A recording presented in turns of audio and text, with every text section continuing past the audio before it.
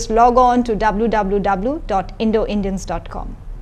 Today we are talking with something related about health.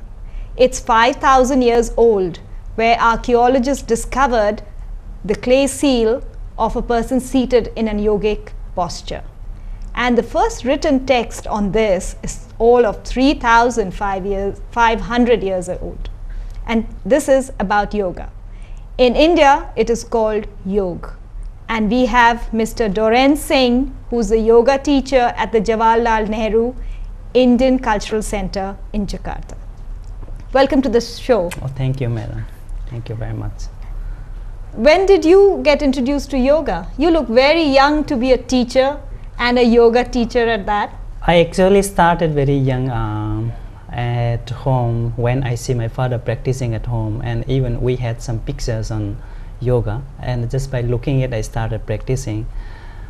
I was shocked just by looking few of the posters. Those posters were really advanced and good, so I thought that I should learn more about the yoga.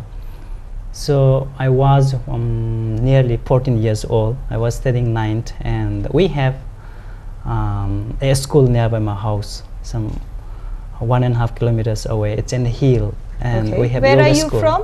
I am from Manipur, madam. It's northeast part of Northeast India. Yeah. So there I started learning for 1 month period, 1 month course or some 2 months course, and yeah, I started in that way.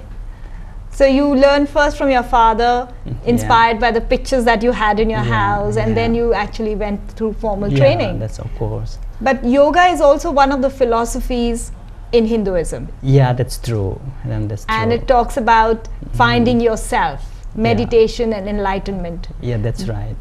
Did these things, were these part of your understanding when you started doing yoga? I wasn't knowing much about all these things. We generally learned about some physical postures, we call as asanas, and some breathing exercises as pranayama. But as a young boy, I didn't know much about the philosophy, but we of course had some Sunday lectures, some qualified people, some experts we call them, and they had some lectures on yoga and some philosophy part, some health part. So, but still we didn't have much idea about it, and I went more on the physical postures, and I got good flexibility, and went for competitions like state competitions and national competitions, and so I got many awards on it. So you've been viewing yoga more from the physical aspect. Yeah, that's true. Rather than the metaphysical aspect. Yes, that's but true. How do you look at it now? Do you still look at it more from the physical aspect? Yeah, more from the physical aspects, but nowadays since I started teaching yoga, I have been teaching yoga more than 13 years. I was working in New Delhi, and one of the central government's institutions called as Morarji Desai National Institute of Yoga. It's in New Delhi. Morarji Desai Institute of? National Institute of Yoga. Yeah. I have been working there more than 10 years now. I see. Since I started teaching, I have to go more on philosophy part also. So there I started my philosophy part as well as some more on physical part also. How important is meditation to yoga? Meditation is really important. As we speak about the yoga, the end part of is going to become, and the part of yoga is going to become the meditation only. It's not the end, but the last but one of yoga is meditation. It's very important. I see. And what is the final, because you said it is the last but one, so what is the final stage? So I just speaking about the beginning, then the steps of yoga. Generally, as madam you told me that it's true that 5,000 years old, even yoga poses started finding some 2,000 years before, and since then people started practicing. But at the age of around 150 after Christ, I'm talking about now, and around 2nd century, there was a man, his name is Patanjali, we generally call as father of yoga, Patanjali Maharishi. He recompiled, and he recompiled in such a step that yoga can be easily practiced by the modern people. So he simplified. So to him, modern people were in the 2nd century. So so if we talk the real meaning of the yoga, yoga is nothing but the union or the unity the individual soul is going to be united to the divinity. That's called yoga. Actually. I see. So this divinity, the union to the divinity can be happen only when we control the mind. The fluctuations of the mind can be controlled. Right. So for him, this Patanjali Maharishi, he was making the way that mind can be controlled in a step. We should have a steps, okay.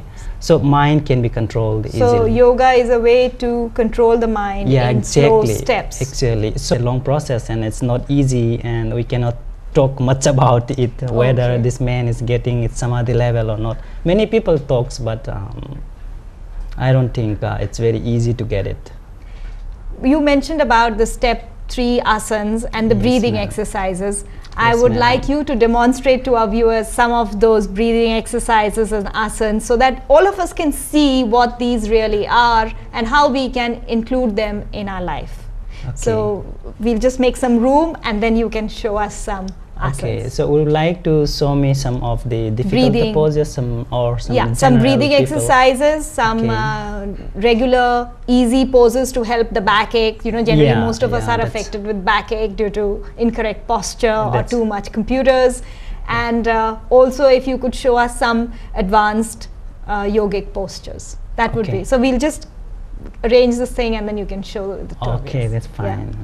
Okay. Just now I'm starting with Surya Namaskar, which will help to warm up my body.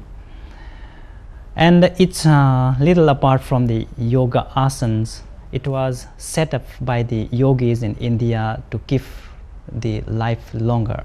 Okay, so these are the 12 steps. We are going to continue one after the other, makes a cycle. So 12 poses I'm showing you here now. Standing erect, the first one is the prayer, like we are praying to the Lord Sun. And the second part, slowly, we raise the hands and inhaling. While inhaling, let's try to bend straight backward. And slowly, we should exhale. With the back straight, let's try to go and hands side, leg and head on legs. Third, let's inhale, one step right side at the back and try to stretch neck, chest. Now the fifth step, let's try balance the whole body. We may hold the breath for a few seconds here in this pose. Now slowly exhaling, hips little up because we don't want to touch abdomen, or forehead down, toes out. Now hips down, but let's bend back maximum. Toes stretching in. While exhaling, let's try to get a push up. Here, heels on the floor. And also let's try good stretching, head trying touch on floor. 9, left leg between the hands, same place. Stretching, coming back, as in the 4. 10, as in number 3. Let's try